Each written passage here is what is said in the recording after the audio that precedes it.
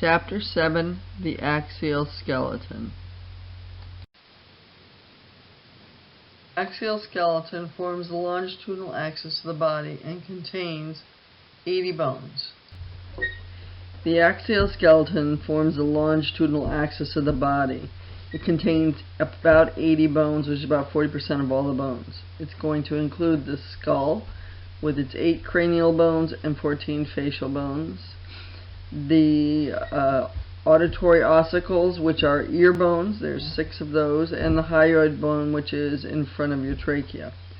Also going to include the sternum and the 24 ribs that are attached to it, making up the thoracic cage, and the vertebral column, which has 24 vertebrae, the sacrum, and the coccyx.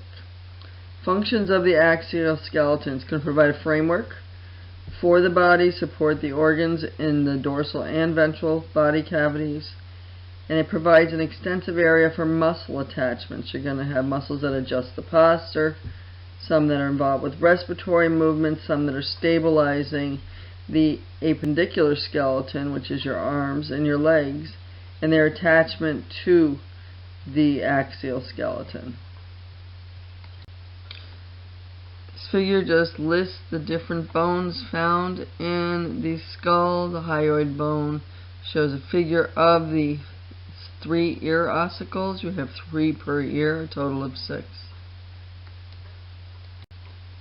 The cranium is composed of 8 different bones. You have 1 occipital in the back, 2 parietals on the top of the skull, 1 frontal bone in the forehead, 2 temporal bones near where the temples are located near your ears, and a sphenoid and an ethmoid bone, which are deeper bones inside the skull, making up part of the eye socket and the nasal cavity. Your facial bones consist of 14 different bones, 2 zygomatic bones, which are your cheekbones, 2 maxillary bones, which are the upper jaw bone, 1 mandible, which is the lower jaw bone, 2 lacrimal bones in the corners of your eye sockets. Lacrimal means tears, so think of where your tears roll down, and 2 nasal bones making up the bridge of the nose. Okay, these bones are all there basically for superficial muscle attachment. Then we have a few deeper bones in the face. The palatine bone makes up, there are 2 of those, it makes up the roof of the mouth and your hard palate. You have 2 inferior nasal concha, which are lower bumps internally in the nose, and 1 vomer, which is going to help separate the 2 nasal septums. These are going to separate the nasal and oral cavities and help form the nasal septum. Within a number of the facial bones and cranial bones, you will find sinuses. A sinus is an air-filled chamber that's inside the flat bones, and its function is twofold: to reduce the weight of the skull and to house mucous membranes that moisten and clean the incoming air. So when you breathe in, that air becomes moister, it is going to be filtered, and the sinuses will move out the debris before it gets deeper into the respiratory system. These sinuses are found in the sphenoid bone, the ethmoid bone, frontal bone, palatine bone, and maxillary bone. When a baby is born, the skull bones are not completely fused. That takes until about 5 years of age before they are completely fused with immovable joints that are called sutures. There are 4 different major sutures in the skull. The lambdoid will separate the occipital bone in the back from the parietals. The coronal suture will separate the frontal bone from the parietals. The squamous sutures will separate the 2 temporals from the parietals, and the parietals themselves will be separated by the sagittal squamous. This is just a different view of 3 of the sutures. You can see the sagittal suture between the parietals, the lambdoid suture between the occipital bone, and the coronal suture between the frontal bone.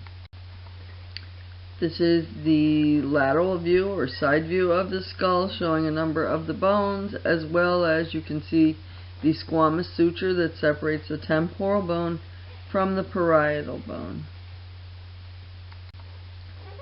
Skull development occurs via the intramembranous ossification. If you recall in that process, we start with mesenchymal cells, the stem cells of all connective tissue, and they develop directly into osteogenic cells, which are the stem cells of bone tissue, and then those will proceed to develop into osteoblasts and then mature into osteocytes. Okay. The skull bones themselves, the cranial bones, are not held together tightly during development. They're held by fibrous connective tissue. This allows for flexibility for brain growth as well as for the birthing process, so the pressure does not increase too much. Those intersections where the different bones meet, which are filled with dense fibrous connective tissue, are called fontanelles. These are fairly large intersections between the bones. Most will close soon after birth, with the exception of the anterior fontanelle, which is formed near the frontal bone and the parietal bones, and this will stay open for a few years, forms a soft spot on the baby's head, and eventually will close by 18 months to 2 years. You also have a posterior fontanelle, which closes soon after birth, which is between the parietals and the occipitals. And this growth will continue, and they will finally fuse at about age 5 when the brain growth is complete. Superior view of the infant skull showing the bones as well as the anterior and posterior fontanelle. The vertebral column is made up of 24 vertebrae, which are irregular bones with a number of different processes off them, one sacrum, which is made up of a number of fused vertebrae, and one coccyx, which is also made of a few fused vertebrae. The function of the vertebral column is to stack the vertebrae together with their vertebral foramen, the whole lining up, and the spinal cord will exist in the vertebral foramen, so they are there to protect the spinal cord. In addition, they are going to help with supporting the weight of your head, your neck, and your trunk, and transferring that to your lower limbs, and also will be involved in helping to maintain an upright body position when you're sitting or standing. The different types of vertebrae are cervical vertebrae, which are in the neck, and you have 7 of those. You have 12 thoracic vertebrae in the upper back, each of which articulates with a pair of ribs. 5 lumbar vertebrae in your lower back. Now as you go down in size, the vertebrae will get larger and larger because they're holding up more and more weight. One way to try to remember the number is you have breakfast at 7, you have lunch at 12, and you have dinner at 5. You have 7 cervical vertebrae, 12 thoracic vertebrae, and 5 lumbar vertebrae. Your sacrum, which is a large bone at the base of the spinal cord, is made up of 5 fused vertebrae, and this will be completely fused by about age 25 to 30. The coccyx right below it, your tailbone, is made up of 3 to 5 fused vertebrae, and ossification will occur after puberty. You have a number of curvatures in the spinal column, and your spinal curvatures are going to help so that you can function to bear the weight over the central axis of the body. The curves are named by the location they're found in. The cervical curve is in the neck. The thoracic curve is in the upper back. The lumbar curve is in the lower back. And the sacral curve is further down. Okay. You have 2 different groups of curves. The first group is called the primary curves. These are the curves that you are going to be born with. They are present at birth. These are going to be your thoracic and your sacral curves, and they give the baby, when you hold the baby, a C-shaped kind of bending structure, and the function of these is to accommodate the different organs in the thoracic and abdominal pelvic cavities. Okay. So these are also called, besides primary curves, accommodation curves. And one way to try to remember it, you have the thoracic and the sacral, so I say the start. At the start you have those 2 curves. Later you will develop secondary curves. The secondary curves are your cervical and your lumbar curves. They will appear during the first year of life. They're necessary so you can stand on 2 feet and walk. Cervical curve is going to develop as the baby learns to hold its head up at about 4 months of age. The lumbar curve will develop as the baby learns to stand. Okay. Again, another way to remember these, cervical and lumbar, they come later. Those are the two that come after the fact. And these are also referred to as compensation curves because they function to compensate for the baby's new ability to stand upright and to walk. There are certain conditions when the curves of the vertebrae can become exaggerated. If you have an exaggerated thoracic curvature, it is called kyphosis. You look sort of like a hunchback.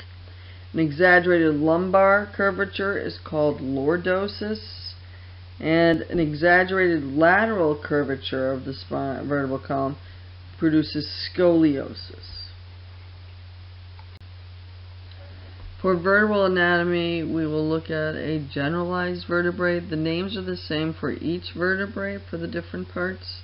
The body of the vertebrae is the thick bony area that allows the vertebrae to be stacked one on top of each other. And then there are a number of processes that are sticking out off of the vertebrae. The spinous process goes posterior. The transverse processes are going lateral. These are going to be involved for muscle attachment and to attach the vertebrae together with ligaments. And the hole is the vertebral foramen. In this hole we house the spinal cord for protection. This is the lateral view of the lumbar vertebrae. You can see the transverse process, the spinous process.